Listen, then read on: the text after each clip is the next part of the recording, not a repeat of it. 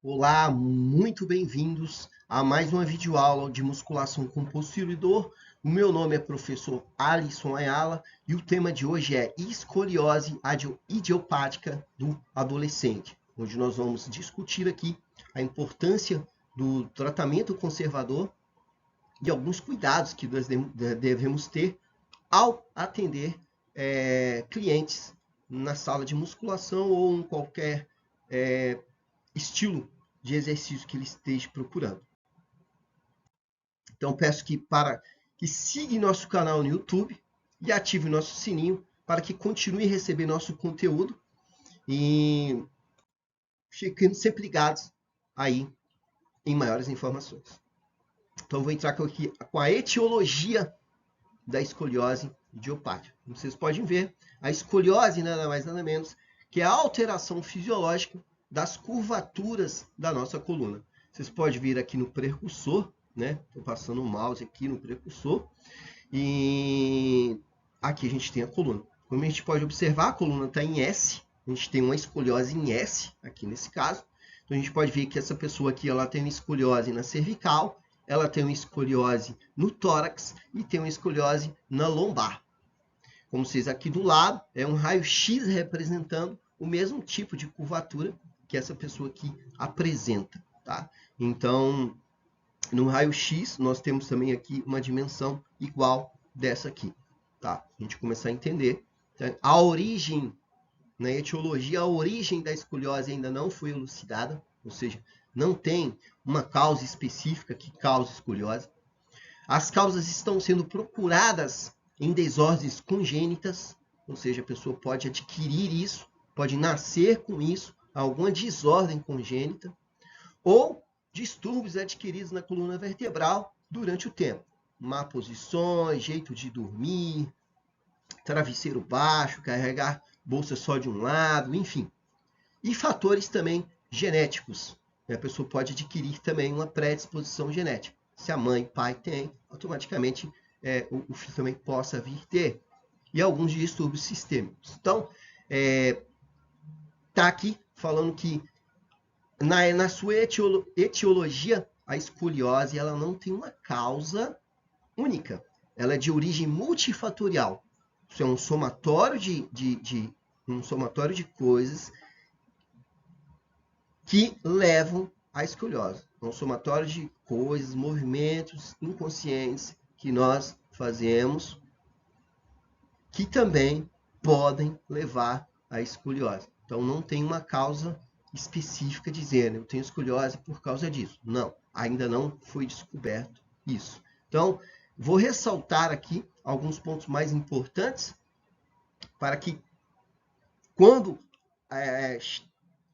tenhamos clientes com essa fisiologia alterada, nós sabemos portar como trabalhar, certo? Então, nesse próximo slide aqui, nós temos aqui a curvatura fisiológica lombar, da coluna lombar. Nós temos aqui o músculo psoas maior, o ilho psoas e psoas maior.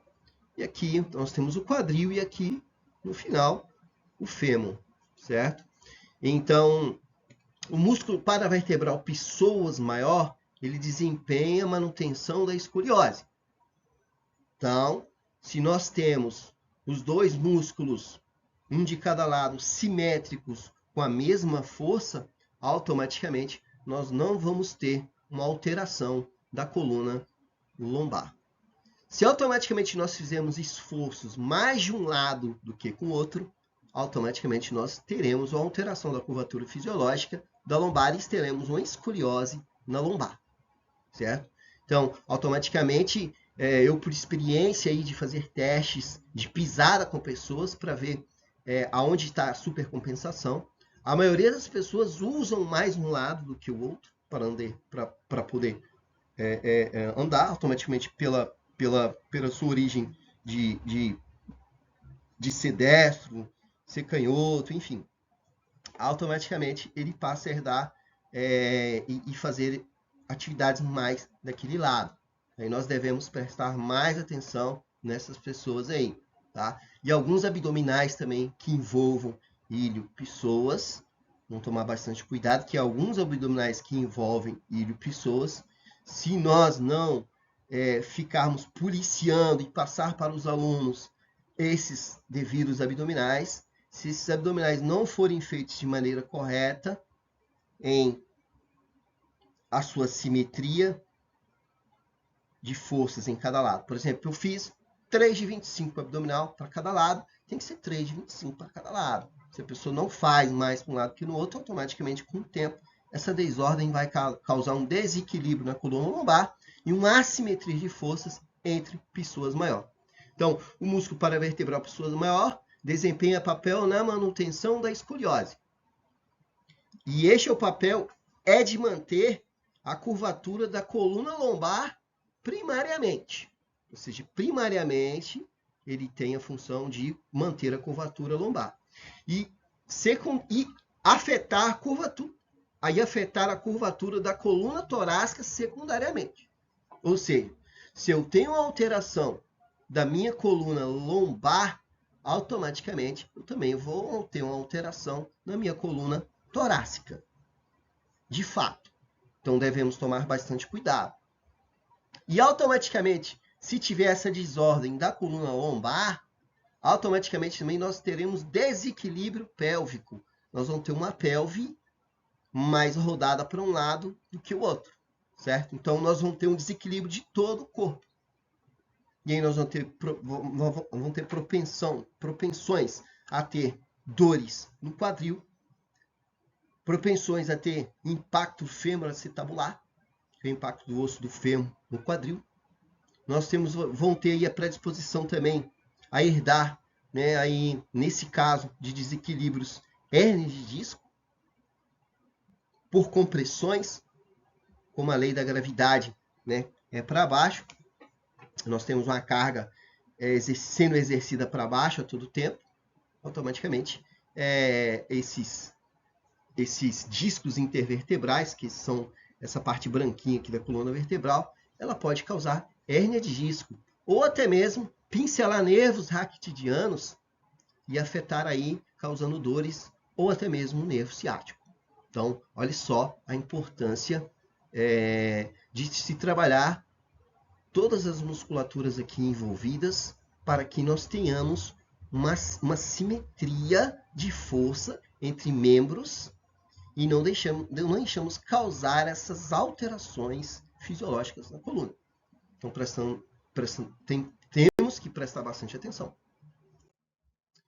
Na história natural da escoliose, então coloquei aqui a foto de um bebezinho, de uma criança mais avançada e de adolescentes. Então, aqui, que a escoliose pode se desenvolver na criança e adolescente. Mais comuns em período de crescimento, de 6 a 24 meses, como eu coloquei a criancinha, ela pode adquirir escoliose. De 5 a 8 anos, como eu coloquei essa criancinha brincando aqui, ela pode também adquirir escoliose. E principalmente de 11 a 14 anos, que é durante o estirão de crescimento. É onde tem a maioridade dos problemas aí, é nesse período aqui de 11 a 14 anos. E na menarca, nós temos a diminuição da progressão da curva. Ou seja, na menarca, essa curva fisiológica, essa alteração na curva fisiológica da coluna vertebral, nós temos uma diminuição da progressão da curva. A gente vai ver mais para frente o porquê. Em adultos, pode aumentar conforme deformidade óssea. Então, nós nascemos com moleira, até mesmo a fim de que o osso do cérebro possa se comprimir e a gente ter o parto natural.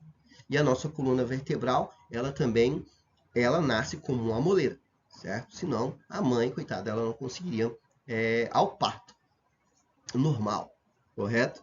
E ao passar do tempo, dos anos, essa coluna vertebral é calcificada, certo? Então, por isso que no período do estirão e nesses anos e meses anteriores à vida, nós temos maior predisposição a ter a escoliose. Ou seja, a escoliose, ela surge, na verdade, nesses períodos mais novos.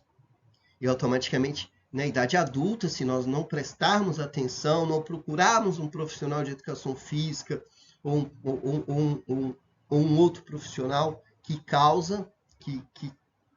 trata a causa, um fisioterapeuta, um ortopedista, um pediatra, para estar acompanhando a evolução dos filhos de vocês. Que automaticamente, quando chega na idade adulta, se tiver uma perda, uma deformidade óssea, a gente não tem como mais estar retificando essa escoliose. Ou seja, se a gente teve uma diminuição da vértebra para um lado, ou seja, nós temos aqui a vértebra em proporção à altura, a mesma altura para os dois lados. Se a gente teve uma progressão em escoliose para um certo lado, automaticamente uma vértebra ela diminuir em sua relação, esse lado que diminuiu, a gente vai ter a escoliose para o lado que diminuiu essa deformidade óssea. E automaticamente a gente não vai conseguir voltar com que o osso ele cresça de novo, certo? Então, a gente vai fazer o quê? Nesse caso, em adultos. Em adultos, nós podemos trabalhar para que nós podemos trabalhar da seguinte maneira. Nós vamos manter ali a curvatura para que ela não progrida mais. E a gente consegue, com forças dessas musculaturas que envolvem a escoliose, nós podemos dar força para aquele lado que está hipotônico e automaticamente alongar aquele lado que está hipertônico. E aí, controlando esses fatores, quando a gente chega na assimetria, a gente consegue controlar aí essa escoliose a fim de que essa pessoa mais velha ela não sofra de dores mais no futuro, tá? É uma estratégia. Então, no período que a gente busca o tratamento em si, é um período o antes quanto melhor. Ou seja, antes aí da menarca, certo? Então, na menarca a gente já tem a diminuição da progressão da curva.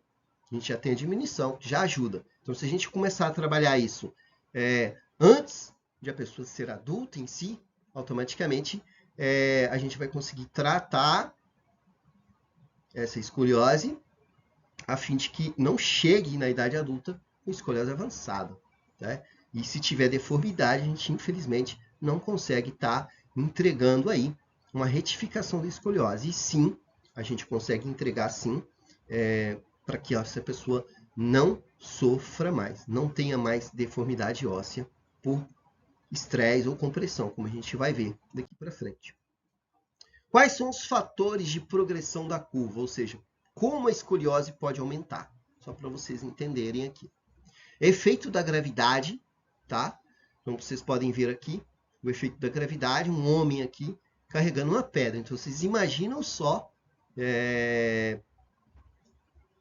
uma pessoa com escoliose, aquela primeira foto que eu mostrei para vocês, fazendo agachamento com barra, com altos pesos ali, ou até mesmo peso mediano. O efeito da gravidade vai fazer com que essa curvatura piore, certo? Então, só elucidando aqui na musculação. A ação muscular, ou seja, um músculo mais forte do que o outro, no que eu citei no caso do psoas, ou nos outros músculos superiores ou inferiores também tem essa predisposição. Em forças reativas, tá? Na marcha humana, olha só, até na marcha humana, como eu disse. Então, se eu marcho errado, se eu tenho um joelho valgo, se eu tenho um pé cavo, se eu tenho um pé chato, se eu sinto dor de um lado, eu estou compensando para o outro, então a gente tem a marcha alterada, porque quando o organismo sofre de um lado, ele altera a marcha para poder não sofrer daquele outro lado e automaticamente comprometendo aquele outro lado que ela alterou. Para você ver que o tão complicado que é. Crescimento induzindo a torção, que vocês podem ver aqui, ó, esse bonequinho, é o período de estirão, ele é a idade onde ele cresce muito e automaticamente induz aí a torção, a pessoa fica torcida mais para um lado. ou uma disfunção do disco intervertebral. Vocês podem ver aqui uma alteração. Então, disco normal, aqui é um disco desgastado, vocês podem ver que ele já perdeu uma altura. Aqui é um disco abaulado, digamos assim. É um disco que você pode ver que para fora ele está saindo, quase herniano. O disco com hérnia é aqui já na parte vermelhinha. Aqui, como você pode ver, é o envelhecimento, aqui o desgaste, a hipoidratação do disco intervertebral. Você pode ver que a altura aqui é bem reduzida. E o disco bem desgastado com osteofitos. Osteofitos é tipo um bico de papagaio na coluna, certo? Então, esses também são fatores que podem aumentar a progressão da curva, tá? Então, que eu falei da musculação, cuidado com o músculo psoas, cuidado com a assimetria de força entre membros, cuidado com a marcha. As pessoas têm costume de passar agachamento a fundo aí, ou passado, para as pessoas com essa característica que não é legal também. Agachamentos com barra nas costas, livre, também não é legal. A gente vai ter uma maior compressão, a força da gravidade, força reativa para baixo, fazendo com que nós progredimos com a escoliose. Então veja bem, gente, o quanto é perigoso e nós temos que tomar cuidado com essas pessoas que têm escoliose. Ah, professor, mas como eu observo isso? Existe avaliação física para isso. Inclusive, um próximo tópico que eu estarei gravando aqui é como fazer avaliação para descobrir a escoliose e descobrir até mesmo quantos graus de Cobb tem aquela escoliose. E existem valores de referência de graus de Cobb com consequências ou não, certo? Tem alguns graus que são relevantes, tem alguns graus que trazem muito risco e uns graus que trazem muito mais risco ainda, tá? Então, nós temos 3 níveis aí de grau de Cobb. Então, na próxima videoaula estarei mostrando isso para vocês, como se faz. Então, hoje a ideia é informar a todos sobre a escoliose e por que, né, essa causa, como eu disse, que ela é multifatorial, e os motivos que podem aumentar aí essa escoliose. Então, também, já que nós temos as forças reativas e o efeito da gravidade, vocês podem ver as crianças na escola, nesses períodos aí, antes da fase adulta, ou seja, na adolescência, elas carregam materiais muito pesados. E que esses materiais na mochila causam desordens e desequilíbrios na coluna vertebral. E automaticamente toda criança já vem sofrendo com isso. E as mães, algumas já reparam, outras não. E como vocês podem ver, os homens, alguns homens também têm essa mania também, de pôr a mochila de um lado, atravessada. As meninas, por serem meninas, elas usam mais bolsinhas carregadas de lado. E os homens, na sua maior proporção, os homens, as duas alças, uma em cada ombro. Mas se uma alça estiver mais apertada que a outra, automaticamente vai torcer para um lado e automaticamente se o peso estiver tudo em cima, a pessoa vai para frente. Então, causamos alterações fisiológicas na coluna vertebral, causando a escoliose. Carregar compras.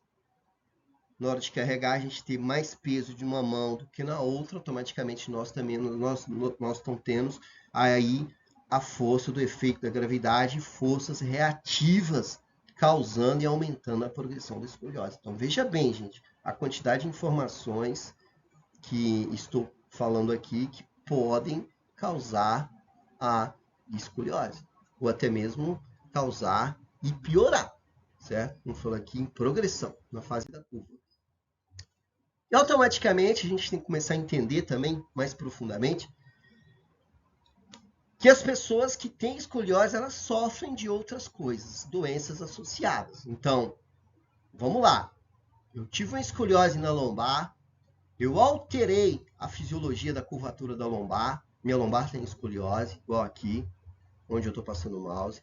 Automaticamente, o quadril também rodou, ela já tem algumas desordens ali também no quadril. automaticamente ela vai ter uma desordem aqui na coluna torácica e automaticamente também ela pode ter uma desordem na coluna cervical. E aí a fisiologia da coluna vertebral está tudo alterado. Agora, vejam bem, tem pessoas que não emagrecem, tem pessoas que sentem dor e não sabem por quê, e até mesmo falta de ar. Então vejam bem a importância de se observar a escoliose, até mesmo para tratamento, com exercícios corretivos, alongamentos específicos, certo? Mas o que eu quero refrisar aqui é a importância que nós temos que dar de acordo aqui com o mapa da terapia chinesa. Eu trouxe para você aqui uma ventosa terapia. Estou trazendo para vocês aqui, pois eu trabalho com musculação com postura e dor, já tendo vários clientes com estas posturas alteradas e, de acordo com as anamneses e as queixas, todas que eu fiz, todas têm um problema associado. É o que eu quero trazer para vocês aqui agora. Então, se eu tenho um aumento ou uma escoliose aqui na coluna lombar, se a gente pegar o mapa chinês aqui, nós temos aqui, ó, o intestino delgado. Nós temos aqui o estômago, tá? Então, automaticamente, essa pessoa que tem um desvio na coluna lombar, ela tem má absorção de alimentos e pode ser também que ela tenha dificuldade no banheiro. Então, veja bem a escoliose. Por que isso? Porque automaticamente, com a escoliose, a gente vai comprimir esses órgãos que estão aqui. Isso é fato. Que a escoliose em si, quando a gente tem escoliose, a nossa vértebra ela roda. O processo espinhoso dela roda para o lado que ela está. Ou seja, se eu tenho escoliose para a esquerda, o corpo da vértebra vai virar para a esquerda. E quanto mais nível de Cobb eu tenho, ou seja, quanto mais rodada, ou quanto mais escoliose eu tenho, mais meu corpo da vértebra roda. E pode ser até que esse corpo da vértebra, esse processo espinhoso, ela possa estar pincelando ali algum órgão que pode até furar, comprometer aquele órgão ali. Além da compressão. Porque a pessoa está sofrendo. Então, às vezes, ela vai no médico, toma remédio, mas não melhora. Mas o problema está onde? Está aqui. Simples. E pode ser resolvido onde? Na sala de musculação. Então, com um raciocínio mais lógico mais para frente, se eu tenho aqui uma curvatura fisiológica alterada da coluna torácica, nós teremos desordens no pulmão. A pessoa vai ter dificuldade de respirar. Já peguei clientes assim, que tinham dificuldade de respirar, foram no médico, no pulmonologista, tiraram raio-x, não tinha problema nenhum no pulmão e descobriram que, pela imagem aqui, o pulmão estava sendo comprimido.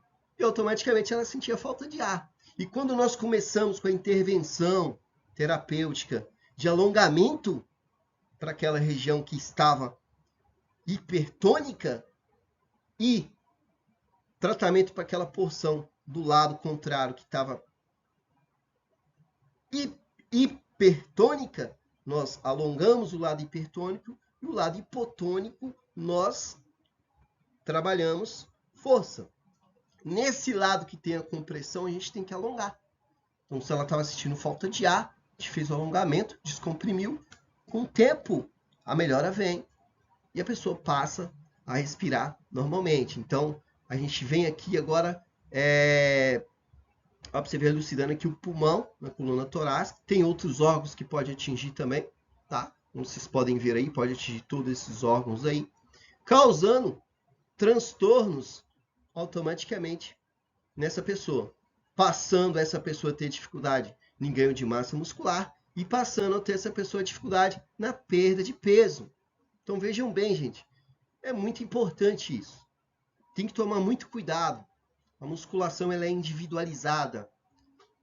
nem todo mundo deve fazer todo o exercício.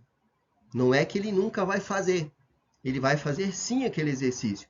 Mas tem certas alterações fisiológicas no corpo humano, na nossa coluna, que automaticamente alguns exercícios podemos ou não executar naquele momento, até a fase de tratamento. Mas, por exemplo, podemos adaptar. Essa pessoa aqui, nesse caso, nós não podemos pôr uma barra nas costas dessa pessoa e mandar ela fazer um agachamento. Mas ela pode fazer um agachamento sem barra nas costas. Entendam isso. Não que a pessoa está proibida de fazer.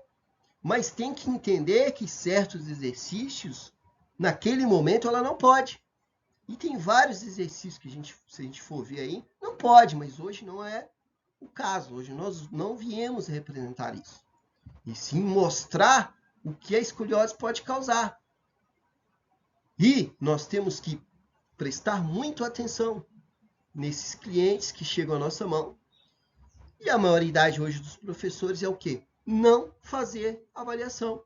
Chega lá, passa qualquer exercício e piora a escoliose da pessoa, faz alterações, maiores alterações posturais e fazem com que as pessoas sofram em outros órgãos. Então, às vezes, uma pessoa ela tem problema intestinal porque ela tem escoliose na curvatura lombar. Ela tem problema de ansiedade porque ela tem uma escoliose na curvatura torácica. A pessoa apresenta dores de cabeça porque tem curvatura na coluna cervical. Olha o monte de desordem que pode dar. E a pessoa hoje, ela o que? Ela toma remédio, mas ela reclama que não melhora, mas o problema está aqui. O problema não está no remédio.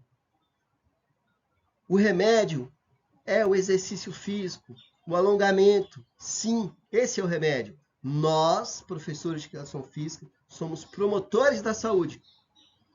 Mas na sua maioridade, ninguém faz isso. E cada vez mais que eu entro em salas de musculação, eu passo mais mal. Porque eu não aguento ver. Então vamos parar de brincar, vamos começar a tratar os clientes individualizados. Hoje, infelizmente, as academias elas são capitalistas. Na sua maioridade, elas te cobram espaço para ir treinar. As de bairro são as academias que normalmente te dão uma assessoria melhor. Mas hoje é o estilo norte-americano. Você paga a academia e usa. Então, prestem bastante atenção nessas informações que eu estou dando, pois algum problema que você possa ter no organismo, entre órgãos, você não consegue tratar com remédio, e sim com exercício físico. Fica aí o grande lance para vocês, tá? Então tomem bastante cuidado, a escoliose é bem grave, e dependendo da curva, dessa progressão de curva, ela pode trazer diversos malefícios para a saúde, tá? Então, para finalizar, gente, eu trouxe esse tema hoje, que eu achei muito importante trazer para vocês, e dizer da importância da atividade física para a saúde. Então, como vocês podem ver aqui, eu não estou defendendo somente a musculação. O exercício para escoliose tem que ser bem escolhido, tá? Porque são exercícios, a pessoa está assimétrica, né? Então, tem que escolher qual exercício ela vai fazer, qual lado ela vai alongar, qual lado ela vai executar trabalhos de força para ficar simetricamente na mesma conformidade. Então nós temos aqui, né, todas as atividades possíveis, mostrando que sim, é possível tratar uma pessoa de escoliose em qualquer atividade física, mas levando em conta-se cada caso é um caso. Tá? Então, hoje foi o tema de hoje. Fico por aqui e até a próxima.